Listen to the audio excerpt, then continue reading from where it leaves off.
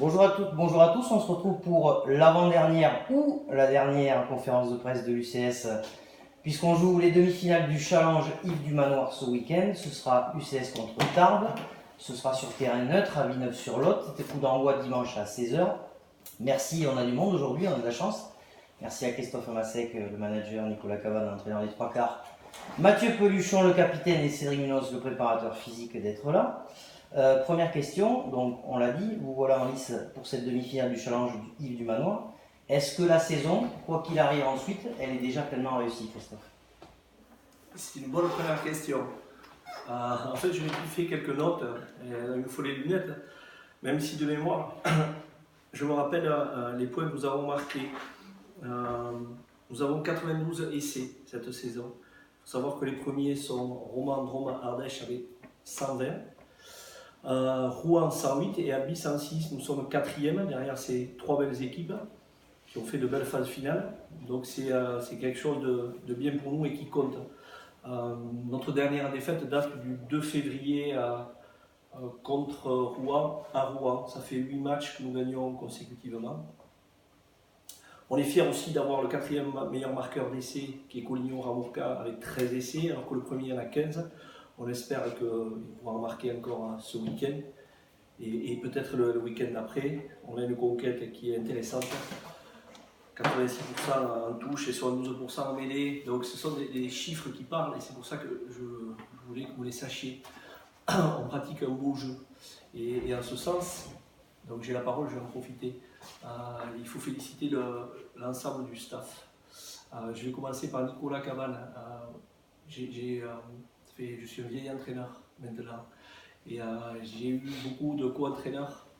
J'ai eu des joueurs All Black, j'ai eu un joueur extraordinaire. J'ai beaucoup de co-entraîneurs qui ont joué à un haut niveau et voilà, souvent on pense que ce sont des bons entraîneurs parce que tu as été un bon joueur à haut niveau, tu es un bon entraîneur.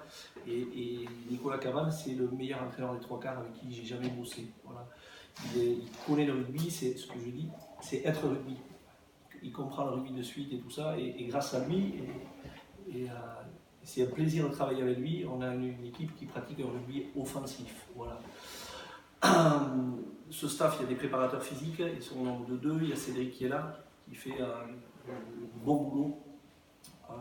Deux profils tout à fait différents. Et Christophe Damien qui est plutôt un athlète qui s'occupe de la planification et des contenus en muscu. Et Cédric, c'est voilà, un militaire qui est aguerri au sport de combat et qui nous amène toutes ses compétences sur de la boxe, de la lutte, du crossfit et tout ça dans une très très bonne ambiance. Alors on a rajouté un cours de saison à Alexandre Ruiz et parce qu'il y a toujours un vilain petit canard dans le staff. C'est lui après l'arbitre et qui met beaucoup d'enthousiasme sur toutes les phases de conquête. Il travaille aussi sur le mouvement général, sur la défense et voilà, ça fait que voilà, je suis fier du parcours que nous avons fait et d'un bon état d'esprit et une bonne ambiance et un management à la française. Voilà. Là, je vais laisser la parole aux autres. Alors Nicolas, après ces éloges, quand tu vois les places qui restent, le dernier carré, avec notamment donc, Tarbes, Chambéry, Mâcon et vous, qu'est-ce que ça vous inspire? Est-ce que c'est vraiment du très lourd qui reste aujourd'hui à ce stade de la compétition? Oui, c'est du très lourd. On sait qu'il y a 8 équipes qui ont fait le championnat pour la montée, le Jean Prat. Nous aujourd'hui on est dans du manoir. Sur ces 4 équipes, il y en a 2 qui ont été en poule élite l'année dernière, Chambéry et Tarbes. Mâcon qui a fait un très gros parcours en championnat en dessous. Donc ouais, c'est les plus gros qui sont là à l'arrivée. On fait partie de ceux-là. On voulait faire partie de justement ces 12 meilleures équipes en début de saison s'il y avait eu une poule élite. On montre que sportivement on est au niveau. Donc c'est intéressant pour nous et on a toujours l'ambition d'aller plus loin. Parmi ces 4 équipes, vous vous considérez comme les favoris ou qui voyez-vous favoris si favoris il y a? Quelle armada vous impressionne le plus? Pour moi, c'est Chambéry, pour les suivre depuis un petit moment et voir l'effectif qu'ils ont. Et après, on se tient tous et maintenant c'est sur un match éliminatoire, donc on a notre carte à jouer. Alors on le disait, vous avez rappelé Christophe les statistiques qui effectivement sont éloquentes, mais Mathieu, Vous restez invaincu sur ces phases finales. Vous avez fait 2 gros coups en allant gagner à Lannemezan et à Anglet. Mais sur le contenu, tout n'est pas forcément extrêmement rose. Comment vous l'expliquez? Est-ce qu'il y a de l'usure? On est en fin de saison ou pas? Oui, après, ça a été 2 matchs où il y a eu beaucoup d'engagement, notamment ce premier match à Lannemezan, qui était très compliqué, où il y a très peu d'équipes qui ont été gagnées là-bas. On a réussi à ressortir victorieux. Et ensuite, non, le match retour contre Lannemezan, c'est vrai qu'il y a eu quelques erreurs au niveau des mains, quelques approximations, mais finalement, on sort avec le bonus offensif. Donc c'est plutôt positif, mais c'est bien, c'est une petite piqûre de rappel. À chaque fois, voilà, le staff a su nous montrer nos erreurs. Et depuis le début des phases finales, on travaille pour essayer de gommer ces erreurs chaque semaine. Voilà, après, c'est vrai contre Anglet, le match retour a été un peu compliqué, mais c'est bien, c'est des matchs de haut niveau. Et voilà, on travaille en sorte chaque semaine pour gommer les erreurs qu'il y a eu le week-end. Cédric, au niveau prépa physique, ça fait 11 mois que vous êtes sur le pont maintenant, puisque vous avez repris, si mes souvenirs sont bons, mi-juillet ou début juillet. Début juillet. Voilà. Dans quel état de forme aujourd'hui sont les joueurs? Est-ce que ça commence à tirer physiquement? Ou est-ce qu'on arrive encore à trouver de la fraîcheur alors que les matchs s'enchaînent au fur et à mesure? Nous, la difficulté sur le repas physique et notamment de travailler sur les 12 mois, c'est que ce n'est pas quelque chose qu'on peut prédire au début de la saison et d'imaginer que la saison va être aussi longue. L'idée, c'est que ça s'est régulé tout au long de la saison. Sur ces dernières semaines, il n'y a rien de particulier qui peut être fait pour augmenter la fraîcheur ou non des joueurs. C'est juste l'envie de gagner et d'aller le plus loin possible. Après, on a la chance d'avoir des joueurs qui sont appliqués et impliqués et qui ont su, et grâce notamment à ce qu'on a pu mettre en place ici au sein du club, notamment sur la partie récupération et notre nouvelle salle, qui nous a donné, nous, au prépa physique, un outil supplémentaire pour les faire avancer et se préparer au mieux justement pour ces phases finales. Et on a tout fait pour les préparer au mieux physiquement pour ces phases finales. Mais ça veut dire que la charge de travail aujourd'hui, elle est moins importante en fin de saison, il n'y a plus besoin de...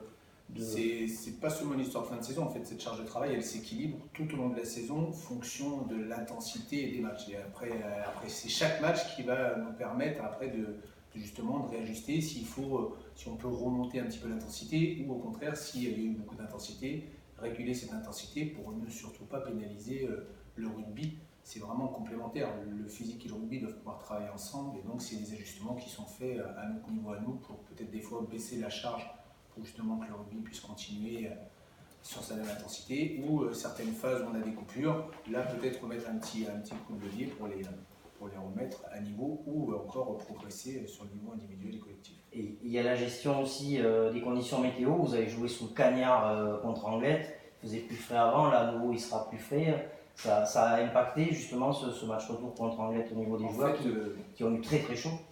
Ça fait partie de ce qu'on appelle l'environnement en fait, qui va être des facteurs influents sur le match, pendant le match et notamment après le match, sur le côté de la déshydratation, le coup de chaleur ou l'adaptation à la chaleur. Après, le sportif a déjà joué dans ces conditions-là, se connaît dans ce type de conditions, chaud ou froid ou pluie, enfin ça fait partie du rugby. C'est quelque chose qui est préparé pour lui en amont sur sa journée d'avant et même dans les conditions du match. Après, nous on adapte ça avec peut-être des rations d'eau, une réhydratation particulière qu'on lui conseille de faire en amont du match et après le match justement pour pas qu'il y ait de séquelles en vue de ces conditions météo particulières. Mais c'est pas... Vous évoquiez ce calendrier à trous. Est-ce un avantage? On voit qu'à peu près entre chaque tour, il y a une semaine de pause. Ça vous permet ça de vous reposer, mais ça étire aussi les saisons. Est-ce que c'est un avantage, un inconvénient? Est-ce que vous êtes satisfait de la façon dont tout ça est fait? En fait, c'est exactement ça. Il y a du positif et du négatif. Il y a du positif parce que ça va permettre quelquefois de gérer les blessés et de leur permettre de se remettre en forme pour les récupérer après. Après, des fois, c'est du négatif parce que c'est des périodes où peut-être qu'on va pouvoir retravailler du physique ou faire des accents sur des choses particulières, mais ça risque de ne pas être homogène parce qu'il y a des joueurs qui vont être fatigués, usés, donc avec qui il va falloir faire récupérer, d'autres qui sont un peu au rythme parce que ces coupures, ça les enlève aussi un petit peu du jeu rugby. Donc c'est des phases particulières où on aimerait pouvoir les faire progresser physiquement, mais sans non plus aller dans l'excès. On tomberait facilement dans le truc de se dire effectivement il y a une coupure, on peut profiter de cette coupure pour remettre un coup et mettre de l'intensité, et je pense que le piège il serait là. Donc à mon sens, des coupures trop répétitives et trop longues, ça les sort un peu du rugby et des fois ça te sort un peu dans du rythme de jeu. Donc, c'est pas Après, forcément- pour compléter, c'est pas intéressant sportivement. Ça, c'est une certitude. Maintenant, avec l'effectif que nous avions cette année, c'est pas un gros effectif, on était content qu'il y ait des trous pour récupérer des blessés et même des cartons. On a récupéré puisque il y en a qui pouvaient jouer à l'espoir. Donc, voilà. Mais sportivement, c'est pas très intéressant. Alors on en vient à cette demi-finale donc, qui a lieu dimanche à 16 h, on l'a dit. Pour vous, le staff, le fait que ce soit sur terrain neutre, que ce soit un match sec, est-ce que dans l'approche vis-à-vis de vos joueurs, ça change la donne ou pas? Bien sûr, ça change. Et, déjà, on le voit depuis ce début de semaine, l'application, les joueurs, l'intensité qu'ils mettent à l'entraînement, ils sont réactifs dès qu'on donne une consigne. Voilà, donc, ils ont compris qu'il n'y aurait pas une seconde chance. Et peut-être c'est quelque chose de positif pour nous. Voilà, il y aura 80 minutes et pas plus. Et ils savent qu'il faut jouer notre meilleur rugby, ce qu'on n'a pas bien fait les derniers matchs. Ouais, il n'y a pas le droit à l'erreur, Nicolas. Non, clairement non, parce que ce match-là, mais nous ça nous convient bien, voilà, parce que match aller-retour, il y a un match pour voir et l'autre pour confirmer ou se rattraper. Ça ne nous a pas excité plus que ça. L'excitation est présente, c'est des vraies phases finales, donc on attend ça avec impatience. Mathieu, est-ce que s'arrêter à ce stade de la compétition, ce serait un échec? Oui, c'est sûr, on va pas se mentir. Je pense que du côté de Tarbes, c'est pareil. Une demi-finale, ça se joue, c'est pour se gagner. On est à 80 minutes de la finale. Clairement, voilà, on a eu beaucoup de matchs à jouer depuis le début de la saison. Il reste 2 matchs pour être champion. Donc on va prendre voilà, la demi-finale. D'abord, on va prendre les matchs dans l'ordre. Donc une demi-finale et une demi-finale, on rentre sur le terrain. C'est quand même fort en émotion. C'est peut-être l'un des derniers matchs avec ce groupe aussi. Donc on est conscient de tout ça, du travail fourni toute l'année. Donc oui, c'est clair que ça serait un échec de prendre ce match. Parlez-nous de Tarbes. Qu'est-ce que vous en avez vu à la vidéo? Qu'est-ce que vous en avez retenu? Ils sont massifs, ils sont forts en mêlée, ils ont une très bonne troisième ligne, ils ont un bon buteur, un bon botteur, et c'est une équipe complète. Il n'y a pas trop de surprises. Avec, voilà. Peut-être que nous, on a la possibilité de mettre un peu de vitesse derrière, et eux, ils ont plus de densité devant. Ce qui veut dire que ça ressemble plus à Lannemezan qu'à Anglet, Ça ressemble plus à Lannemezan qu'à Anglet, effectivement. Voilà. avec un secteur donc, de la mêlée qui sera. Vous avez souffert contre Lannemezan, où il faudra être particulièrement performant.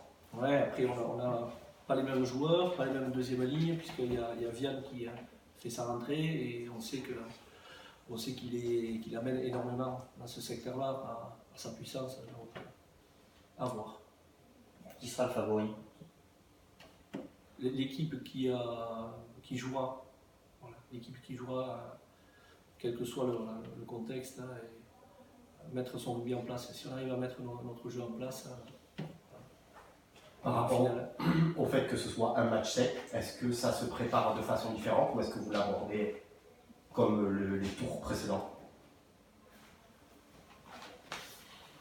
Non, comme je disais, c'est voilà, il faut rentrer dedans dès le départ, on n'a pas de temps d'observation, donc on l'aborde, on l'a travaillé de la manière comme on travaille tous nos matchs pour les gagner, mais là voilà, c'est la préparation mentale qui va être primordiale pour anticiper soit sur plus d'émotions, soit la concentration maximale qu'il faudra avoir. Voilà, c'est au niveau de la tête qu'il faudra plus travailler. Dernière question, Mathieu, on sait ton importance, ton rôle dans le vestiaire. Comment tu sens tes partenaires cette semaine? Est-ce qu'il y a quelque chose d'un petit peu différent d'habituel? Ouais, c'est très sérieux, il n'y a pas un sourire, pas une blague. Non, mais non, c'est à l'image de l'année. Franchement, on est un groupe sain, vraiment. On a la chance d'avoir des entraîneurs qui nous laissent exprimer et voilà, qui nous laissent rigoler entre nous. Alors il y a des moments où oui, c'est sérieux, au moment des entraînements, mais avant et après, c'est vrai qu'on a cette liberté de pouvoir faire les comptes dans les vestiaires. Et voilà, et ça se ressent, le groupe vit bien, encore ce midi. Il y a un parfum particulier ou pas? Ouais, un parfum particulier, oui, clairement, parce que c'est une demi-finale, mais non, je pense qu'on va commencer vraiment à se rendre compte demain à la mise en place. Et voilà, après, ça va vite arriver dimanche, donc oui, c'est sûr un parfum particulier, mais le groupe vit très bien, il vit à l'image de la saison. Merci. Je crois qu'il y a M. Tokalao qui voulait parler. Clément, tu veux dire quelque chose ou non? En tout cas, merci à tous pour cette nouvelle conférence de presse et on vous retrouve donc dimanche à 16h, le coup d'envoi à Villeneuve-sur-Lot contre Tarbes. Merci à tous. Merci.